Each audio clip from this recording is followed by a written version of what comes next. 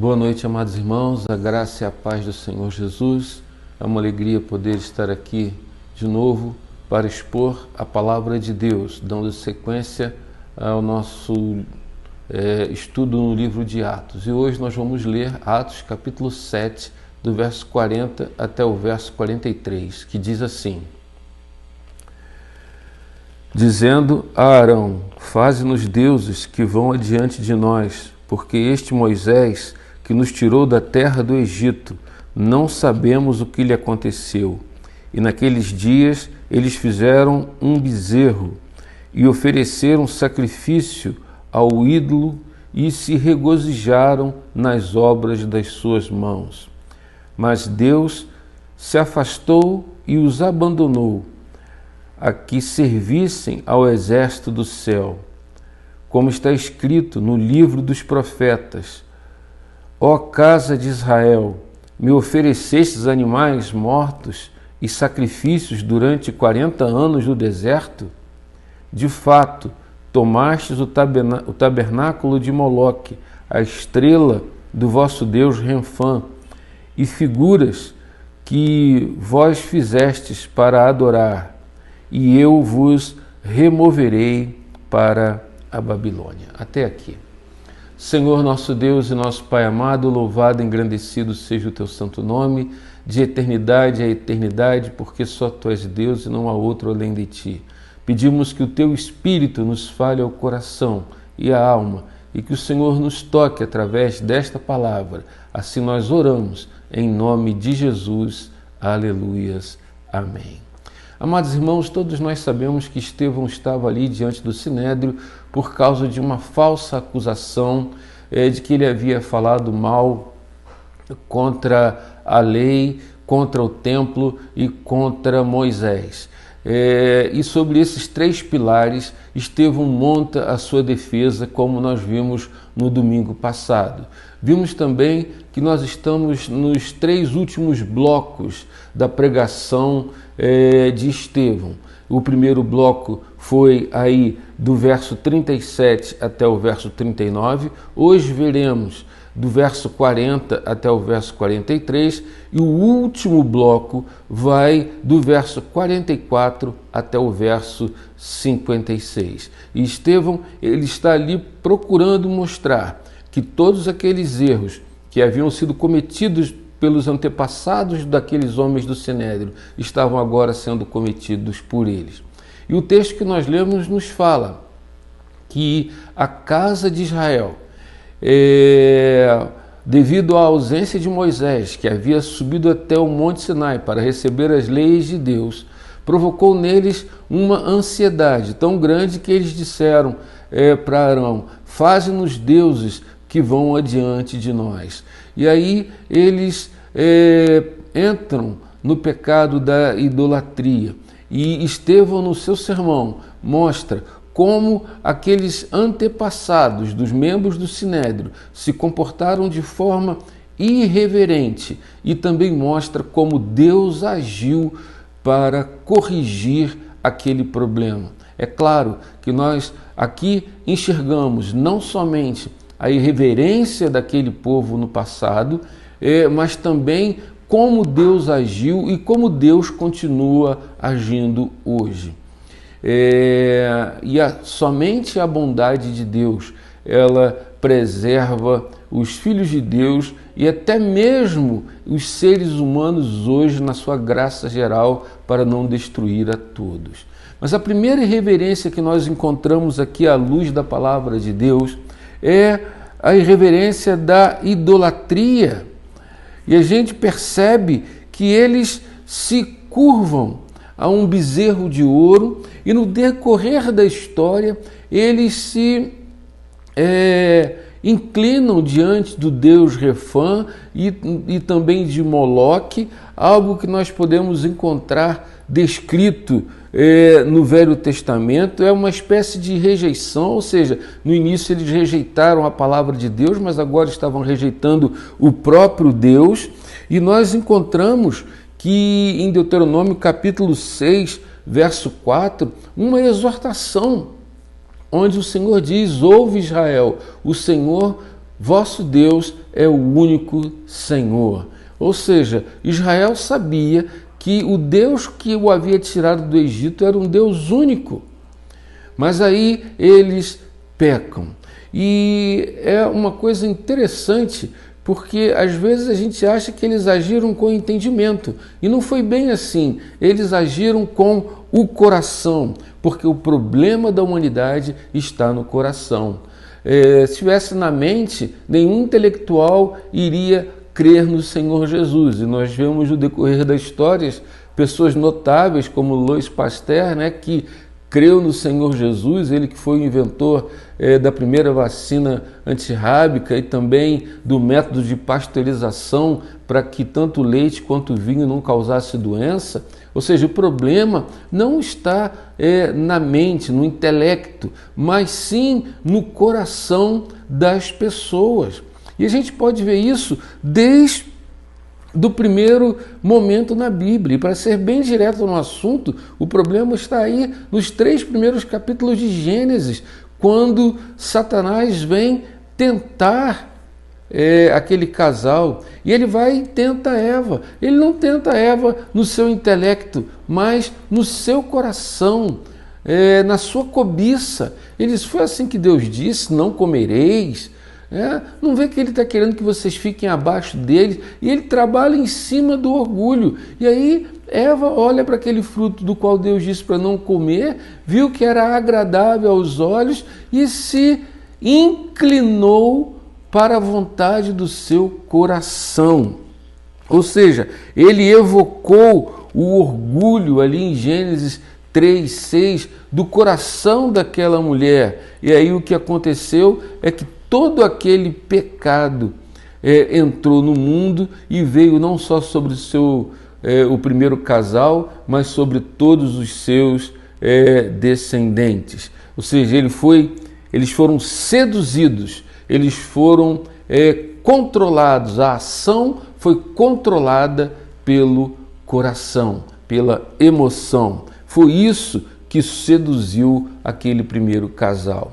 E se nós lermos a história do povo de Israel, nós vamos ver que eles estão sempre cobiçando alguma coisa. Eles estão cobiçando os ídolos dos outros, eles estão cobiçando as mulheres, eles estão cobiçando a maneira de se governar dos outros. A história de Israel é uma história onde eles estão sempre cobiçando. E essa é a história do coração de todo ser humano, é a história de todo ser humano, é a cobiça. O Senhor Jesus diz em Mateus capítulo 15, verso 19, porque do coração procedem maus desígnios, homicídios, adultério, prostituições, furtos, falsos testemunhos e blasfêmias. Ou seja, é do coração, da tendência do coração, da ação pela emoção.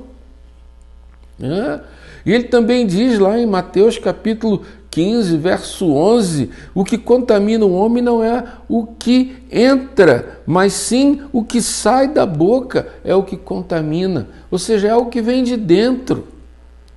É algo da alma, algo da emoção, algo do coração. E Satanás explora aquilo que é inerente ao ser humano, que ele é inclinado não pelo que ele entende, mas pelo que ele sente. Eu estou sentindo que essa é a minha oportunidade. Então, ele sente e trabalha em cima disso. Em Tiago, no capítulo 4, verso 1 e 2, está escrito o seguinte: de onde procedem guerras e contendas que há entre vós? De onde, senão dos prazeres que militam na vossa carne? Cobiçais e nada tendes, matais e invejais e nada podeis obter, viveis a lutar e a fazer guerras, nada tendes porque não pedis. Ou seja, eles não estão preocupados em orar. A cobiça é a causa da aflição desse mundo. Então, o povo de Israel, ele estava vivendo isso. Eles criam outros deuses, eles estavam cobiçando outros deuses, ou seja, no seu coração, como diz o verso 39 desse capítulo, eles voltaram para o Egito. Então, o coração deles estava dominado pela idolatria do qual eles haviam vivido 400 anos. E talvez você seja de uma família que adora imagens de escultura, adora ídolos, e talvez você tenha uma quedinha por símbolos, por imagens, tenha uma quedinha por coisas, ainda que não sejam fruto da sua adoração, mas você gosta. Porque o ser humano, ele gosta e ele acaba se apegando àquele quadro, àquela imagem, àquela coisa, pode jogar tudo fora menos aquilo. É natural do coração pecaminoso do homem. Satanás explora exatamente isso. E essa cobiça, né, levou aos filhos de Israel a dizer: faze-nos deuses, porque a esse Moisés que nos tirou da terra do Egito, não sabemos para onde foi. Um outro problema que nós encontramos dentro dessa irreverência humana é que a humanidade quer viver a liberdade sem regras. Ou seja, façamos deuses que nos permitam fazer o que nós quisermos fazer. Façamos um Deus que nos deixe à vontade. O problema é que Israel tinha sido liberto do Egito por um Deus que tinha dado a ele os 10 mandamentos, as leis morais, leis espirituais, regras, e eles não queriam aquilo. Eles queriam criar um Deus que não fosse justo, que não fosse reto, que não tivesse regras. Eles queriam criar outras coisas. O fato é que a humanidade vê muito mais a vida, muito mais agradável sem Deus do que com um Deus que tem regras, que tem princípios, que tem um norte para seguirmos. Israel disse: eu não quero saber desse Deus, eu não quero saber disso. Por isso que o mundo ridiculariza os servos de Deus, aqueles que creem. Que isso? Só pode fazer sexo no casamento? Eles brincam com isso. Quer dizer que você não pode assistir um filme pornô, você não pode isso, você não pode aquilo. Acham que nós somos homens viris como eles são.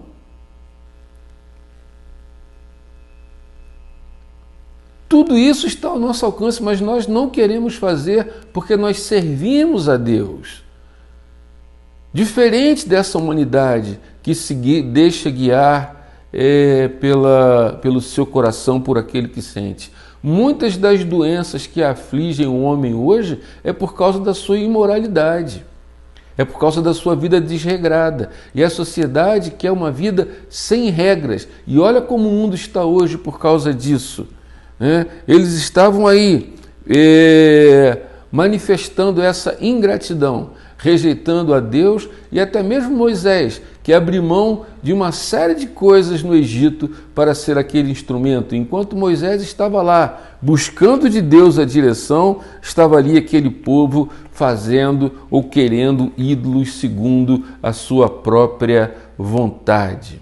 Uma terceira coisa que nós percebemos dentro dessa irreverência da idolatria é que a humanidade, ela ama aquilo que faz. Façamos deuses. Eles adoram aquilo que criam. Por isso existem patentes. Isso aqui fui eu que criei, eu sou o dono dessa patente. Esse Deus aqui fui eu que inventei. Mas isso desde da antiguidade, quando existiam os panteões dos deuses, eles criavam os seus deuses e davam o seu nome. Mercúrio, Júpiter, né? E vai por aí afora. Né? E eles inventam, eles criam os seus deuses e dão os nomes que eles quiserem dar. E aí vem a pergunta: quem é que decide como é Deus? É o homem? É o que parece. O homem atual é que tem decidido quem é Deus. Ele quer dar imagem, não ao Deus que o tirou do Egito. Não, eles não queriam dar imagem a esse Deus que eles queriam outros deuses. Então, eles definem agora quem é Deus. E o homem faz isso hoje.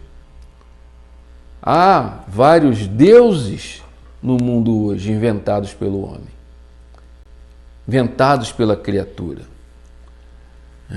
Então, é isso que eles vêm fazendo há séculos. Um Deus em quem não há justiça, não há retidão, um Deus que não pune. Então eles próprios criaram o seu próprio Pai, o seu próprio Filho, o seu próprio Espírito Santo e insistem que eles podem delinear o caráter e a ação de Deus, que eles podem dizer a Deus que ele tem que ser daquela forma. E se Deus não quiser, pior para Deus. Esses são os fatos. Eles não conseguem enxergar a verdade acerca de si mesmo. Infelizmente, é a maneira como o homem age hoje, como ele trabalha hoje. Eles confiam e sabem como sabem viver neste mundo, acham que sabem como viver neste mundo. Foi isso que os filhos de Israel fizeram. Pediram deuses, mas não só pediram deuses. Olha só, eles viviam numa sociedade teocrática, onde Deus governava. Mas eles invejaram os povos de outras nações e eles pediram rei. Para que rei se Deus é o rei? Mas Deus permite. E no primeiro livro de Samuel, capítulo 8, Deus diz, olha, eu vou permitir que vocês tenham um rei. Mas eu vou dizer o que vai acontecer com vocês. E o livro de 1 Samuel capítulo 8 diz tudo o que aconteceu e tudo que Deus disse que ia acontecer, aconteceu. Samuel está virado e Deus disse, Samuel, não fica chateado não, porque eles não estão te rejeitando não, eles estão rejeitando a mim.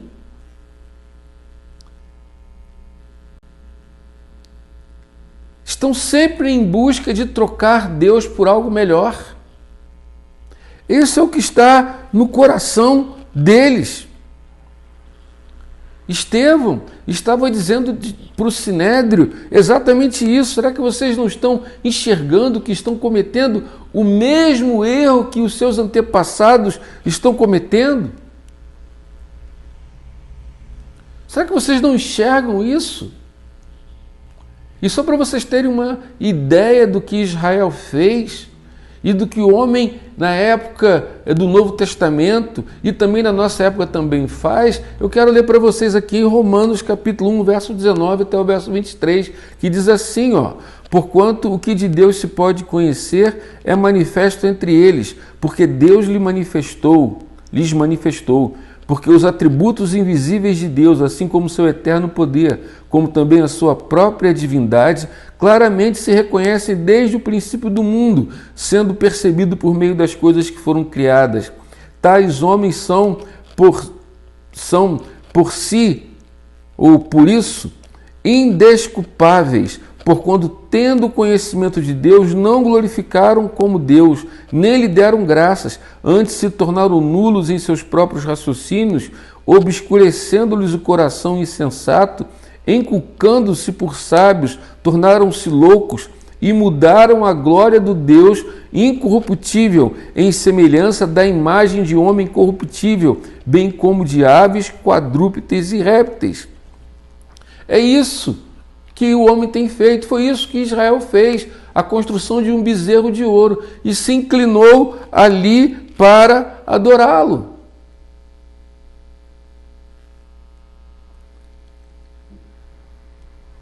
É isso que as pessoas fazem. Adoram as suas criações de softwares, adoram os sistemas operacionais, pessoas que endeusam a Apple, endeusam a Microsoft.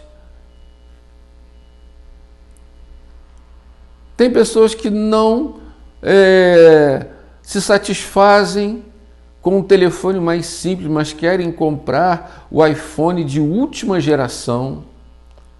está aí na faixa de 14, 15 mil reais.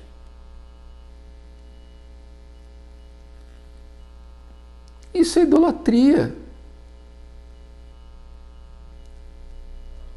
É idolatria. As pessoas estão amarradas àquilo que fazem e idolatram aquilo que fazem, mas não olham para Deus. Olha, depois desse incidente com o bezerro de ouro, Deus diz a Moisés quem ele é.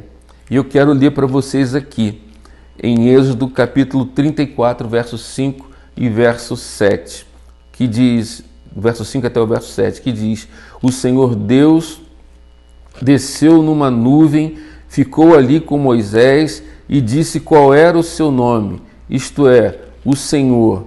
Então Deus passou diante de Moisés e disse em alta voz: eu sou o Senhor, o Deus eterno.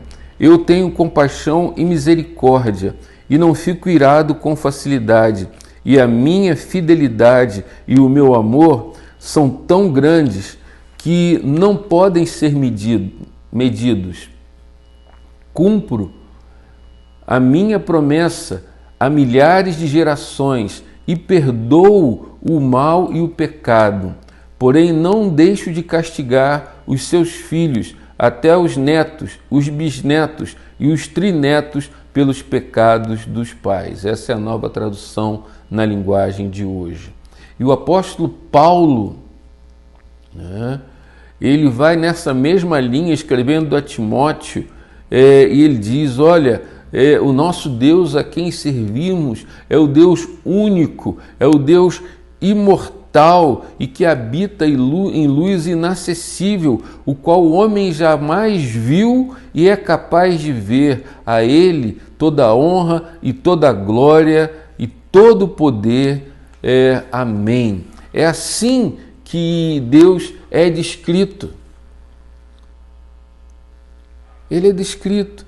É justamente esse grande Deus, esse Deus maravilhoso que as pessoas dão as costas e que resolvem criar um bezerro de ouro para adorar. E aí, diante dessa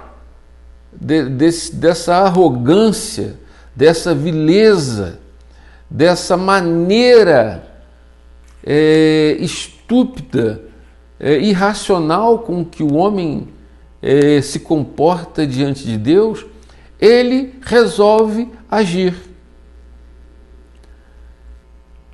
E aí o que acontece? Vem o juízo de Deus. As pessoas nunca tiveram tanto medo de viver como têm hoje. Nunca se sentiram tão desamparadas como se sentem hoje. Elas se sentem desamparadas pelas pessoas que elas conhecem, se sentem desamparadas pelas pessoas a quem elas elegeram, se sentem desamparadas porque não conseguem enxergar uma luz no fim do túnel. Mas ainda assim, elas olham para Deus como se fosse uma alternativa mitológica. Como nós temos visto isso? Como a humanidade descartou e ridicularizou e brincou com Deus e tem brincado com Deus até agora, blasfemando através de todas as artes, de todas as áreas, através de filmes, através de livros, através de personalidades que se julgam importantes. Sim, as pessoas têm feito isso. Mas todas as vezes que as pessoas abusam, Deus, na sua excepcional bondade, resolve agir. Ele age e ele age de forma específica. Nos seus filhos, como diz lá em Hebreus, Deus disciplina aquele a quem ama. E aqueles que ridicularizam, ele também disciplina. E essa disciplina vem em forma de juízo. E a primeira coisa que Deus faz em relação a essa humanidade que o ridiculariza, que o rejeita há séculos, é que Deus resolve se afastar da humanidade. Olha aí o verso 42. Mas Deus se afastou. Deus se afastou. Eles se esqueceram de Deus. Né? O mundo tem esquecido de Deus. E se vocês quiserem entender esse século 21, se vocês quiserem ter uma noção do que está acontecendo, a palavra-chave ou a ideia-chave para se entender isso é que este século em que nós vivemos é um século onde deliberadamente Deus está se afastando. Eu quero deixar bem claro que Deus nunca se afasta de qualquer pessoa ou do mundo sem antes de tudo lhe dar alguma espécie de aviso, de possibilidade e de oportunidade. Deus nunca se afasta das pessoas, nunca, grave isso, sem primeiramente adverti-las de que vai fazer isso. E eu vou ler aqui outro texto, em Deuteronômio 4, versos 15 até o verso 20. No dia em que o Senhor falou a vocês do meio do fogo em Horebe, vocês não viram forma alguma, ou seja, não viram imagem. Portanto, tenham muito cuidado para que não se corrompam, fazendo para si um ídolo, uma imagem de alguma forma semelhante a homem ou mulher, ou a qualquer animal da terra, a qualquer ave que voa no céu, e a qualquer criatura que se move rente ao chão, ou a qualquer peixe que vive nas águas debaixo da terra, e para que, ao erguerem os olhos ao céu e virem o sol, a lua e as estrelas, todos os corpos celestes, vocês não se desviem e se prostrem diante deles e prestem culto àquilo que o Senhor, seu Deus, distribuiu a todos os povos debaixo do céu. Ou seja, Deus permitiu que aos outros povos da terra eles adorassem isso, mas não Israel, que era povo de Deus. A vocês, porém, o Senhor tomou e tirou da fornalha de fundir ferro do Egito para serem o povo de sua herança, como hoje se pode ver. Ou seja, Deus os avisou. Deus nunca se afasta sem primeiro advertir aos desobedientes. Ele traz ali a sua palavra e diz: olha, se vocês fizerem isso, a consequência vai ser essa. E quando nós ignoramos a sua bondade, nós colhemos aquilo que plantamos. A palavra de Deus diz isso, que aquilo que nós plantarmos, isso nós vamos colher. Semearmos a ingratidão a Deus, vamos colher a ingratidão de Deus, o afastamento de Deus. E isso é uma coisa que nós temos que entender. Deus, no presente século, deliberadamente está se afastando dessa humanidade. E o profeta Amós viveu um período desse. Está registrado lá no seu livro, capítulo 8, verso 11, onde ele diz: eis que vem dias, diz o Senhor Deus, em que enviarei fome sobre a terra, não de pão e nem de sede de água, mas de ouvir as palavras do Senhor. Essa é a coisa mais horrenda que pode acontecer à humanidade. É de Deus parar de falar, de seus profetas se calarem, de não haver mais pregadores que preguem a vontade de Deus, que anunciem a palavra de Deus. E o mundo que nós estamos olhando hoje, vivendo hoje, é um mundo que está ignorando completamente. Vocês já imaginaram se Deus parasse de falar?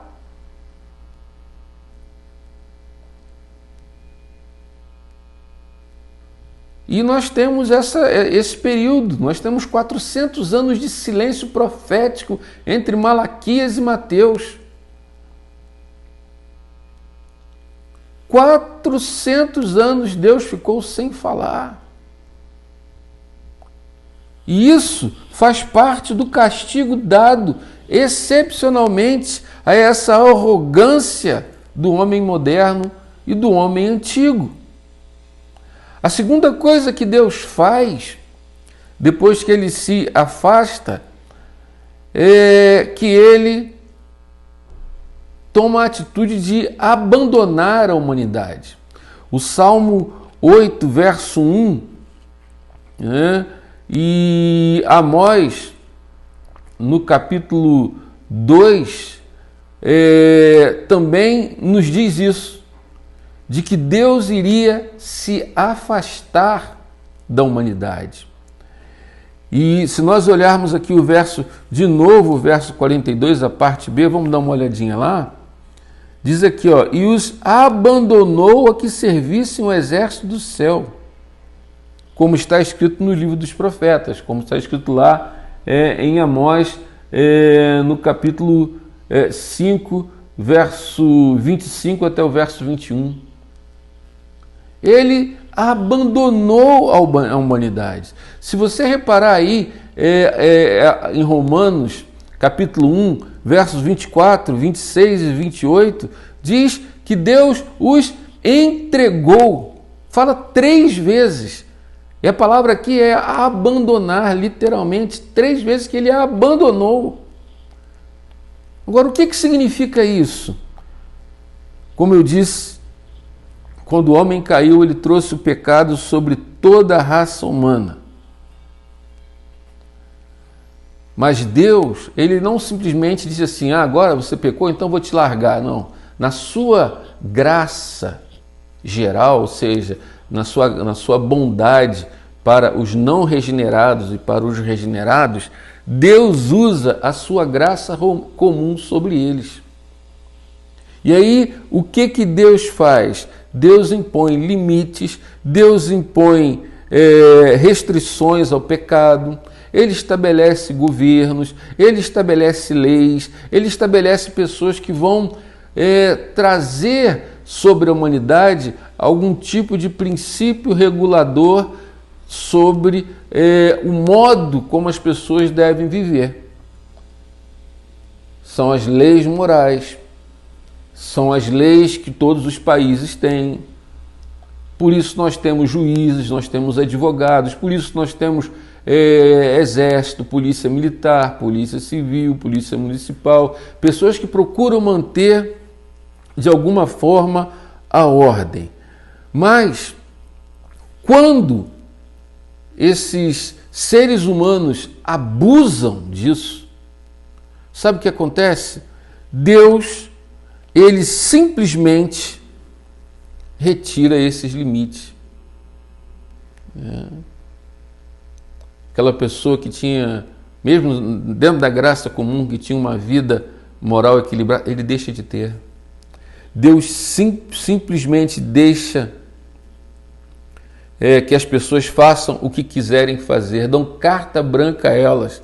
Vocês querem fazer assim? Então Deus retira a sua influência, ele as abandona às obras de suas mãos.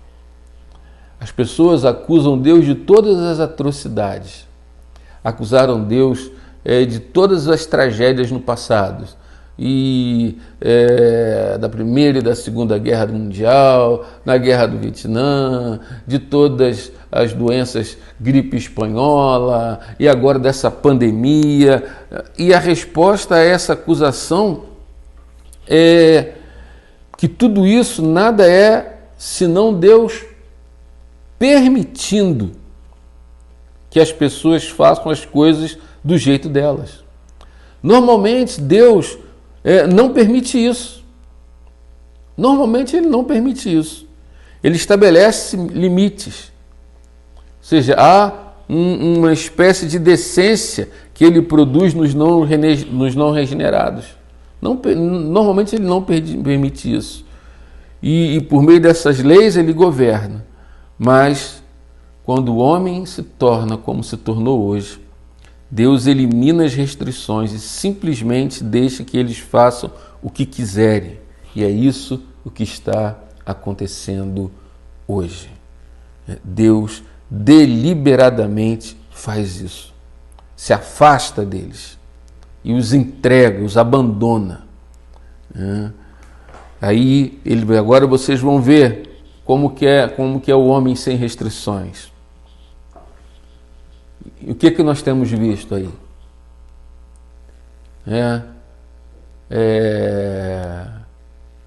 Casamentos de homem com homem, mulher com mulher. Pai que mata seus filhos. Um adolescente que entra numa creche e mata crianças. Governos, líderes políticos que em plena pandemia roubam o dinheiro da saúde para si mesmo. Nós vemos aí cerca de mais de 20 pessoas que morrem numa operação policial. Não estou aqui atribuindo culpa a ninguém, mas estou mostrando a maldade do ser humano, a maldade do tráfico que alicia jovens para trabalhar para eles. Ao invés de criarem os jovens no caminho correto, eles aliciam para que sejam maus. Essa é a sociedade que nós vivemos hoje. Está entregue, a qual Deus abandonou, porque no decorrer da história eles só escarneceram de Deus. Agora, a outra coisa que Deus faz, além do juízo que Ele coloca, essa carta branca que Ele dá para que as pessoas façam o que elas querem fazer, afastando-se e abandonando delas, é que Ele também disciplina, como já dissemos. Hebreus capítulo 12, verso 6. Se você olhar aí no última parte do verso 43, está escrito assim: eu vos removerei para além da Babilônia. Ou seja, Deus iria transportá-los. Significa que Deus iria iniciar um castigo ativo sobre eles. E essa é uma parte do ensino bíblico, em que Deus envia os judeus para a Babilônia para discipliná-los, para usar neles o chicote da disciplina. Olha, a gente cansou de ver isso aqui. Se você for ver a história de Israel, todas as vezes que eles andavam no caminho de Deus, eles prosperavam e venciam nações maiores do que ele. Quando não, perdiam para povos menores. Aí se arrependiam, Deus ia lá e agia. Mas agora, diante do que está escrito aqui no sermão de Estevão, os caldeus reuniram um exército enorme e Deus permitiu que Israel perdesse, porque Israel estava distante dos caminhos de Deus. Há muitos pastores, muitos servos de Deus, muitos membros de igreja que vão para a Babilônia nesse tempo de crise. Sabe por quê? Porque não estão andando corretamente como Deus quer que ande. Deus vai agir como agiu neles. Deus permitiu, foi um castigo deliberado dado por Deus. Deus disciplina os seus filhos, Deus disciplina quem ama. Agora, isso tudo aqui, quando a gente olha, é apenas uma figura do que vai acontecer no futuro, né? No que vai acontecer quando Deus for julgar não somente a Israel, mas todas as nações debaixo da terra. As pessoas podem rir de Deus agora, as pessoas podem brincar com Deus, podem fazer chacota com o nome de Deus, mas essas pessoas não têm paz no coração. Como diz o profeta Isaías, no capítulo 57, verso 21, não há paz para os ímpios, diz o meu Deus. Você brinca com Deus agora, mas você não tem paz, você não encontrou paz, você não vai ter paz e não vai ser permitido a você ter paz, porque é impossível que isso aconteça sem Deus, e é impossível que isso aconteça quando você está debaixo do castigo que Ele lhe dá. O pecador, ele sempre será encontrado. Em Números capítulo 32, verso 23, diz que o vosso pecado vos há de achar. E em Provérbios 13, 15, diz que o caminho do infiel é áspero. Ou seja, eu estou simplesmente dando a vocês fatos inegáveis dessa ação de Deus. Ou seja, vocês querem andar assim? Então vocês vão cumprir. Deus os advertiu, mas eles não aceitaram a advertência. De acordo com Estevão, da mesma forma como Israel recusou a Moisés e recusou a Deus, os membros do Sinédrio estavam recusando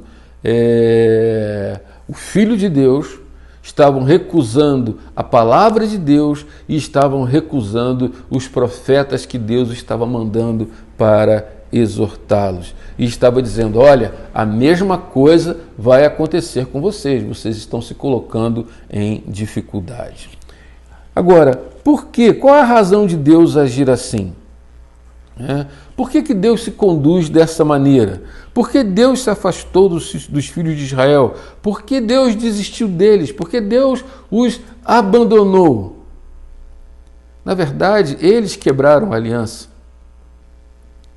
Havia bênçãos e maldições sobre eles. Bênçãos se fossem fiéis e maldição se fossem infiéis. Agora, por que Deus age assim? Por que Deus os mandou para o cativeiro da Babilônia? E por que Deus está agindo assim hoje na história? Em primeiro lugar, Deus age assim para revelar a real natureza do ser humano. Deus faz isso para revelar quem nós somos. Homens e mulheres, para mostrar as verdadeiras condições em que nós nos encontramos. Nós podemos ler isso na descrição do homem em Romanos capítulo 1, verso 24 e 26, que diz assim: por isso Deus os entregou à impureza sexual, segundo os desejos pecaminosos do seu coração, para a degradação do seu corpo entre si. Trocaram a verdade de Deus pela mentira e adoraram e serviram a coisas e seres criados em lugar do Criador, que é bendito para sempre. Amém. Por causa disso, Deus os entregou a paixões vergonhosas. Até as suas mulheres trocaram suas relações sexuais naturais por outras contrárias à natureza. Da mesma forma, os homens também abandonaram as relações naturais com as mulheres e se inflamaram de paixão uns pelos outros. Começaram a cometer atos indecentes, homens com homens, e receberam em si mesmos o castigo merecido pela sua perversão. Ou seja, Deus está mostrando o que o homem faz consigo mesmo quando Deus lhe dá carta branca. É isso que Deus está fazendo. Ele quer que vejamos a nossa podridão, a podridão da natureza humana. Você consegue entender isso? Deus está mostrando quem nós somos. Quem o mundo é. O que esses homens são. Sejam homens simples, sejam políticos, seja quem for. A situação real, quando Deus se afasta, quando Ele abandona, quando Ele dá carta branca ao homem, Ele está revelando quem é o homem. Mas também Ele faz isso para revelar a sua santidade e o seu ódio ao pecado. Ele faz isso para justificar a punição que Ele aplica ao pecado. Ah, você não quer obedecer não? Você não quer se submeter à minha direção? Então, tá bom. Deus está mostrando por que Ele nos deu os 10 mandamentos, por que Ele nos deu a lei moral, por que Ele nos deu o Sermão do Monte. Para evitar que tudo isso acontecesse. Então, a ausência da prática daquilo que Deus deixa como orientação redunda em podridão. E ele está ensinando que o mundo é seu e que ele controla-o e abandona-o ocasionalmente, ou seja, Deus tem controle do mundo e o abandona ocasionalmente. Para quê? Para asseverar o seu domínio. Por isso ele nos deixa de lado por apenas um período, para nós percebermos que nós não podemos viver sem ele, para que nós venhamos a cair em nós mesmos, a fim de nós nos convencermos de quem somos e de que nós somos impotentes para mudar toda e qualquer situação, de que nós estamos numa vida degenerada e longe e distante de Deus, desesperadora, e que nós não podemos reverter nada do que está aí se não for por Ele. E nesse meio tempo, Ele está confirmando a sua santidade. Vocês não quiseram me seguir. Meu caminho é um caminho estreito, é um caminho apertado. 1 Pedro 1, verso 16, ele diz lá: sede santos porque eu sou santo. Mas Deus também, ele quer revelar que haverá um juízo supremo e final. Essas coisas que aconteceu lá com Israel, que na verdade aconteceu no dilúvio, lá com a Torre de Babel, no Egito, no cativeiro babilônio, a destruição de Jerusalém profetizada pelo Senhor Jesus lá em Lucas 19, 41, 44, e todas essas desgraças que aconteceram durante a história, nada mais são do que o juízo supremo, uma figura do juízo supremo que virá sobre a humanidade. E é isso que nós precisamos entender. Apocalipse capítulo 20, do verso 11 até o verso 14, diz que vai chegar o juízo do trono branco e que a humanidade tem que se arrepender antes que isso aconteça. Ou seja, Deus está dando um alerta a essa humanidade, um ato de benignidade para que se arrependam.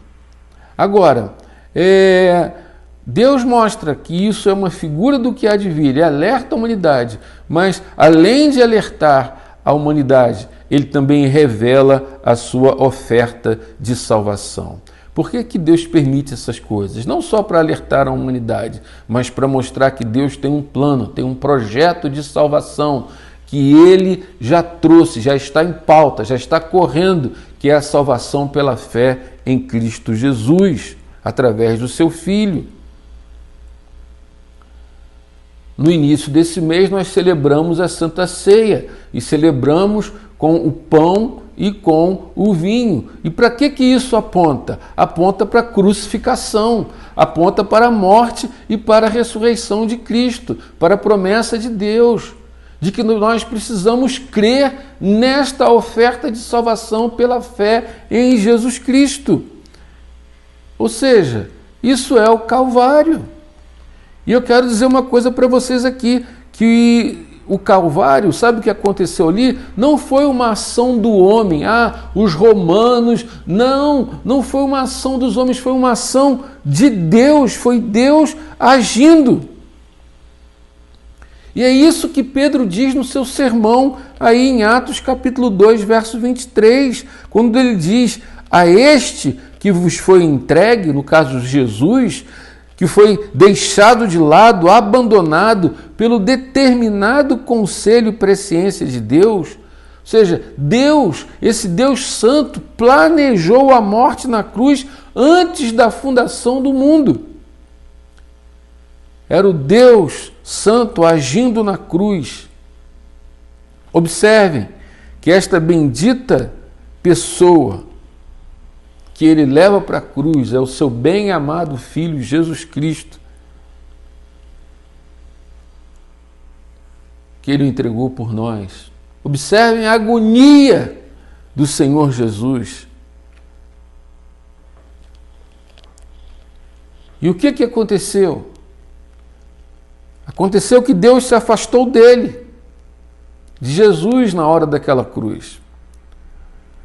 Exatamente da mesma coisa que Estevão diz que ele se afastou dos filhos de Israel, como nós já vimos aqui, ele também se afastou de Jesus naquela cruz, porque o que aconteceu ali, naquela cruz, foi que Deus estava desviando o rosto do seu filho, porque o seu filho se fez responsável pelo pecado de toda a humanidade.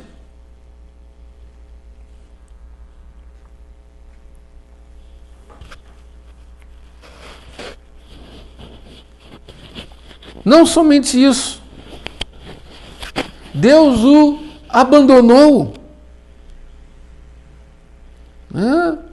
São esses os passos. Deus se afastou, Deus o abandonou e Deus o entregou a um sentimento perverso, conforme está escrito em Romanos 1, 28. E aqui está algo estupendo,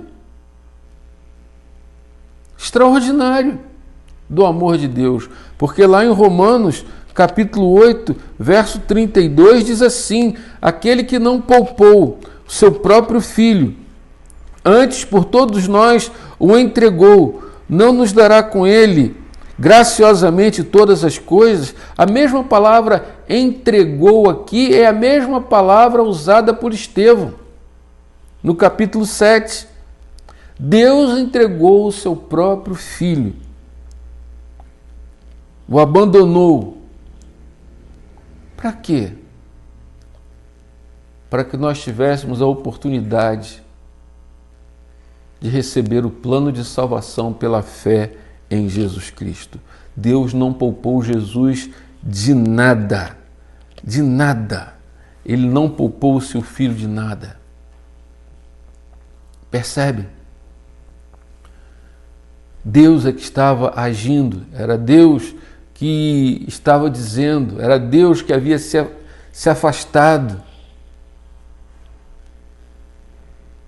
Sobre Jesus estava esse sentimento de perversidade, estava o castigo que nos traz a paz. E sobre nós hoje, na nossa Babilônia moderna, Ele está fazendo com que a humanidade se volte para o seu Filho, para o plano de salvação que Ele tem. Então as coisas vão ficar mais difíceis, a fim de que a humanidade olhe, reconsidere.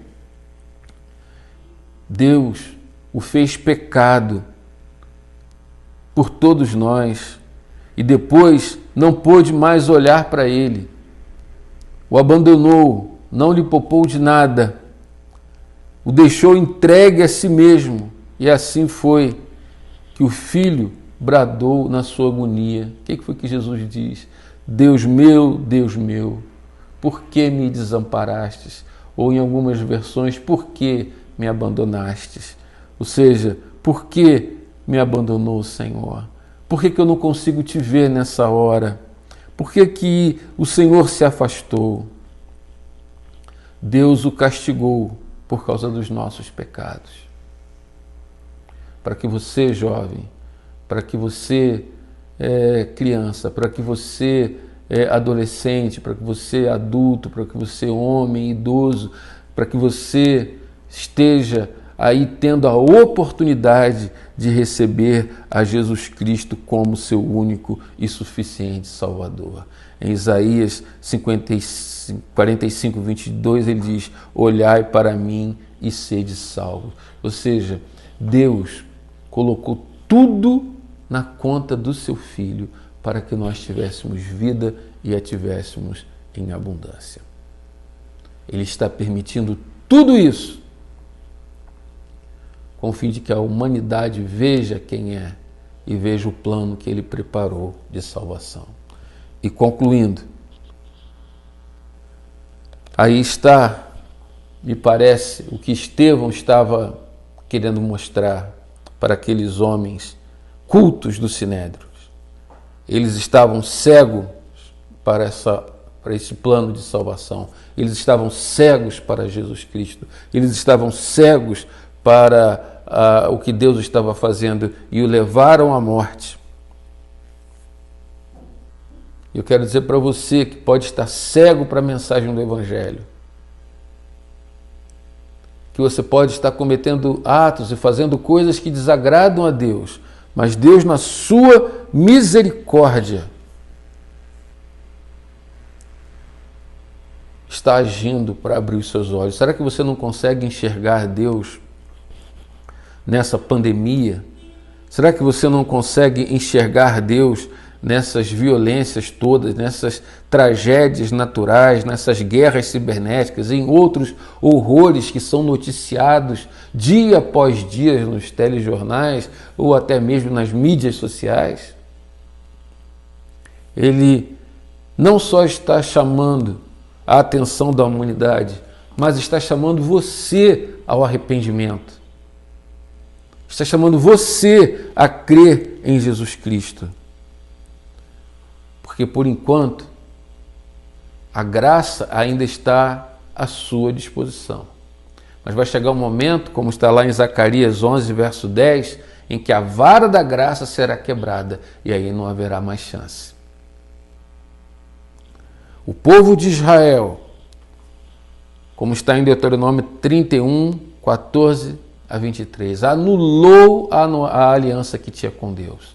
E Deus mandou que Moisés escrevesse um cântico para que o povo de Israel cantasse, para que não caísse no pecado. E mesmo aquele cântico sendo cantado pelo povo, eles pecaram e adoraram outros deuses e foram contra o Senhor Todo-Poderoso.